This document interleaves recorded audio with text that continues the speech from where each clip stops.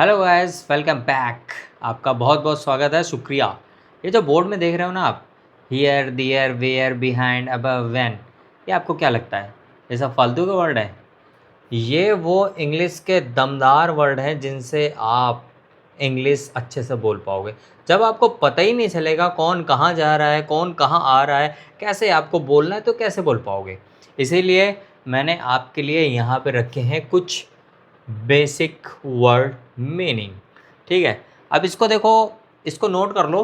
ये बहुत काम आएंगे इंग्लिश बोलने में। हियर, आप जानते होगे हियर का मतलब क्या होता है? यहाँ। ठीक है, और देयर का मतलब होता है वहाँ। वेयर का मतलब होता है कहाँ। बिहाइंड का मतलब होता है पीछे। अबव का मतलब होता है ऊपर। व्हेन का मतलब होता है कब। एंड व्हाट का मतलब होता है सबको पता है क्या।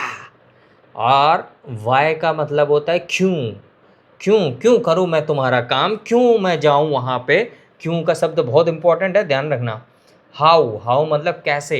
हाउ, हाउ हमेशा यूज़ होता है, इसीलिए इसको कैसे को अपने दिमाग में बैठा के रखना। हाउ का मतलब क्या होता है? कैसे, कैसे काम कर दूँ मैं तुम्हारा, कैसे जान ले लूँ मैं तुम्हारी, कैसे मैं तुम्हारा गुलाम बन जाऊँ। ये बहुत काम आएगा। ठीक है, आल्सो, आल्सो का मतलब होता है भी।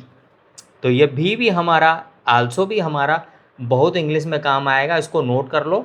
इसका फिर नीचे है सम, यानी कि कुछ। समथिंग यानी कि कुछ, है ना। तो सम का मतलब होता है कुछ बहुत काम आएगा, और देम का मतलब होता है उन्हें।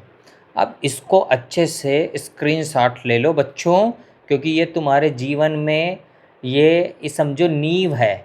जिस तरीके से मकान जब बनता है ना, तो उसके 6-7 फुट नीचे नींव बनाई जाती है, डीपीसी बनाई जाती है।